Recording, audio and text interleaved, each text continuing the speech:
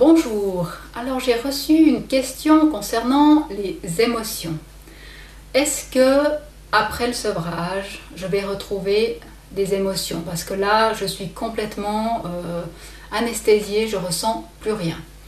Alors, on a beaucoup été dans ce cas, c'est-à-dire pendant la prise de médicaments, une sorte d'anesthésie qui s'installe. On n'a plus d'émotions, de joie, on vit plus rien, on vit tout en retrait, on vit tout dans une sorte de monde extérieur. Après le sevrage, les émotions reviennent, et reviennent version plus. Donc au tout début, vous allez ressentir une énorme colère, une énorme joie ou une énorme tristesse. Donc là, de nouveau, vous n'êtes pas bipolaire, vous n'avez pas un problème de dépression majeure, vous n'êtes pas euphorique. Non, c'est vraiment le fait, c'était comme une cocotte minute. Quand vous prenez les médicaments, le couvercle était refermé sur la casserole. Toutes vos émotions étaient dedans, elles ne pouvaient plus s'exprimer. Donc, elles ont bouilli. Vous enlevez gentiment la médication. Qu'est-ce qui se passe? Tout sort d'un coup.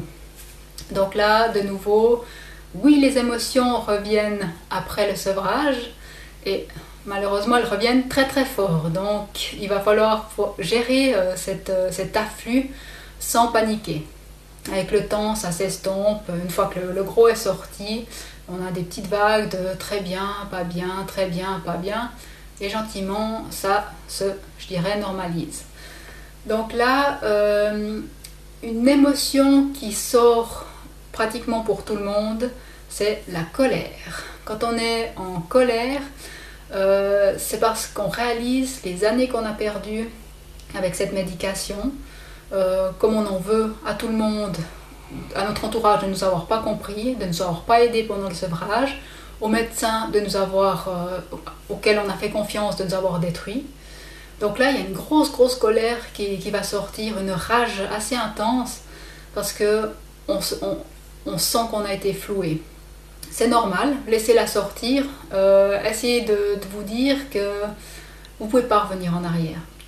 Tout ce qui est dans le passé, vous ne pouvez plus le changer. Donc, cette colère, sortez-la, mais ne la gardez pas trop longtemps. Ça ne va pas vous aider à avancer. Vous êtes en colère contre tout ce qui vous est arrivé, tout ce que vous avez vécu, l'enfer par lequel vous êtes passé. Mais rester dans cette colère ne vous aidera pas à aller plus loin. Donc laissez-vous le temps, pleurez beaucoup, parce que là, franchement, c'est ce que je vois, c'est qu'on pleure beaucoup. On pleure beaucoup en réalisant ce qui s'est passé. Les émotions reviennent, on redevient lucide au cours du sevrage, toute l'anesthésie passe, l'anesthésie des sens passe, et là, c'est très dur à encaisser ce qu'on a vécu, et surtout de réaliser qu'on n'a pas vu avant, qu'on a perdu tout ce temps, que les gens nous voient maintenant comme des monstres, et surtout, on a tout perdu. Généralement, la plupart des gens ont tout perdu, famille, amis, travail, on doit se reconstruire seul. Donc, on en veut beaucoup à ce qu'on nous a fait subir, aux événements qui se sont passés. Donc, il y a une phase de colère et une phase de tristesse qui vont assez de pair. Donc là, de nouveau, vous n'êtes pas dépressif. C'est normal de réagir à tout ce qui s'est passé. En plus, avec le sevrage, vous libérez les émotions, donc ce sera encore plus intense. Là, vraiment, pour moi, c'est quelque chose que j'ai vu dans beaucoup de témoignages, c'est qu'on passe par là. On passe par une grande colère de ce qui s'est passé et une grande tristesse. Ensuite, on se dit, j'ai été victime de tout cela. Franchement, maintenant je suis une victime, je veux montrer au monde que ce qu'on m'a fait, je veux montrer que j'ai subi quelque chose, je veux qu'on reconnaisse la douleur que j'ai vécue, je veux vraiment que les gens sachent et puis voient tout ce que j'ai souffert. Alors, oui, vous avez souffert, ça c'est indéniable. Mais il n'y a pas beaucoup de monde qui va pouvoir vous dire, oui, je vois à quel point tu as souffert. Vous allez avoir quelques amis proches, ou des personnes qui ont vécu la même chose, qui reconnaîtront à quel point c'était une souffrance intense, à quel point vous avez subi, à quel point vous avez été fort de vous relever de ça, de faire face seul à tous ces événements. Malheureusement, le corps médical ne le reconnaîtra pas. C'est souvent de la part du corps médical que vous avez besoin de plus de reconnaissance à ce niveau-là, parce que c'est eux qui ont commis une faute. Donc, vous allez rechercher je dirais le pardon du corps médical pour ce qu'il vous a fait subir. Et vous allez rechercher qu'ils vous reconnaissent en tant que victime pour tout ce que vous avez subi. Malheureusement, c'est rare les cas où le corps médical ou votre entourage va reconnaître que vous avez été victime de la médication. Donc là, il va se passer quelque chose d'assez spécial. Soit les personnes vont continuer à se considérer comme une victime toute leur vie jusqu'à ce que quelqu'un reconnaisse de façon correcte, comme elles le veulent, qu'elles ont subi tout ça.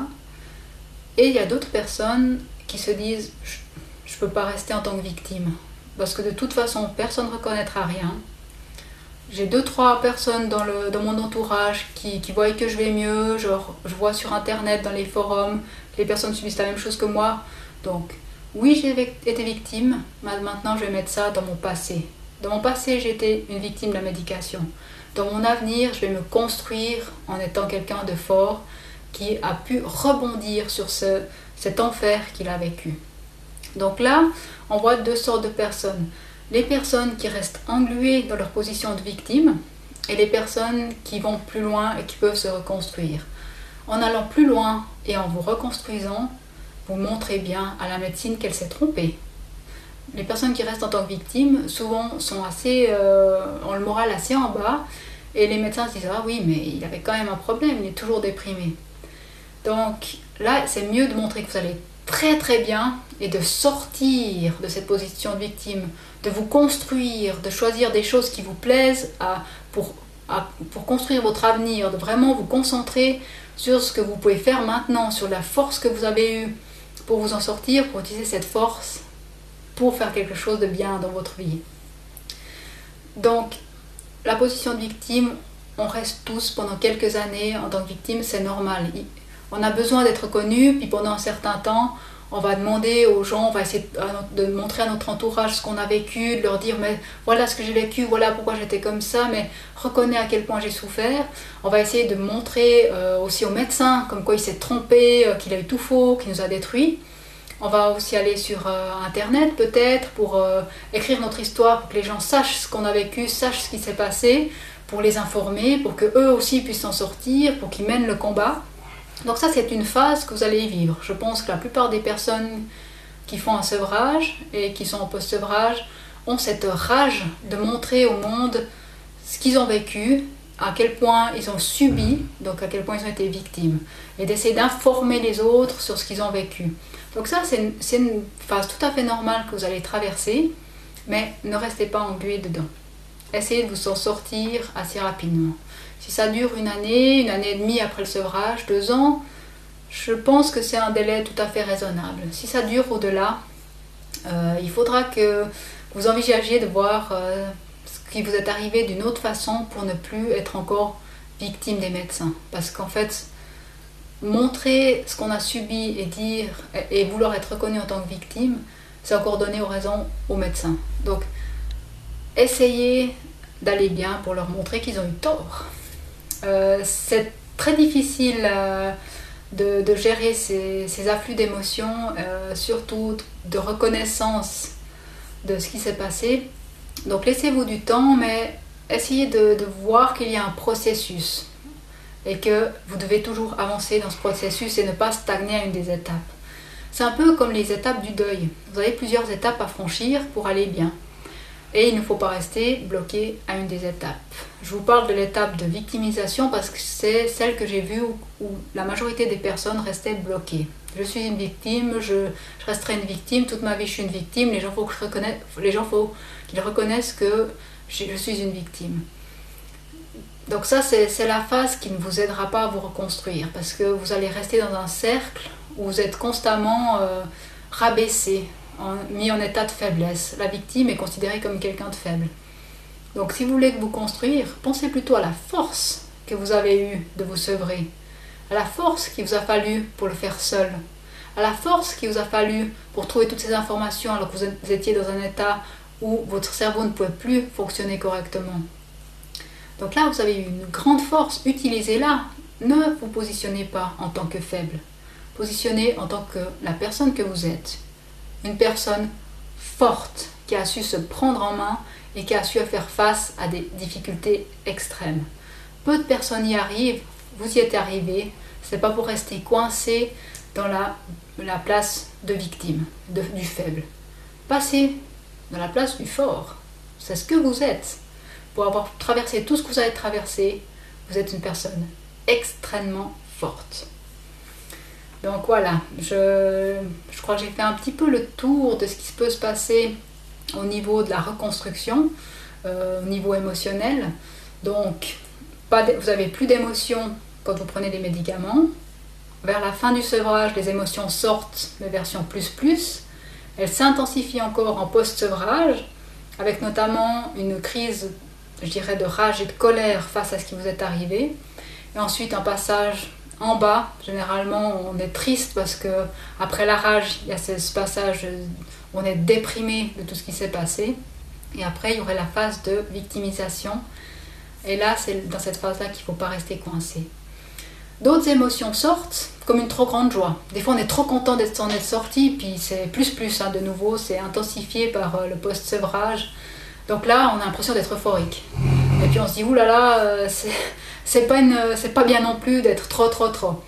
Donc il y aura des vagues de où vous êtes trop, vous n'êtes pas assez, où vous êtes trop, vous n'êtes pas assez. Vous n'êtes pas bipolaire, vous n'êtes pas borderline, vous êtes simplement en post-sevrage. Le post-sevrage, c'est un déséquilibre. Vous êtes encore en déséquilibre à cause de la médication que vous avez eue. Donc laissez le temps à votre corps de s'équilibrer à tous les niveaux, au niveau émotionnel également.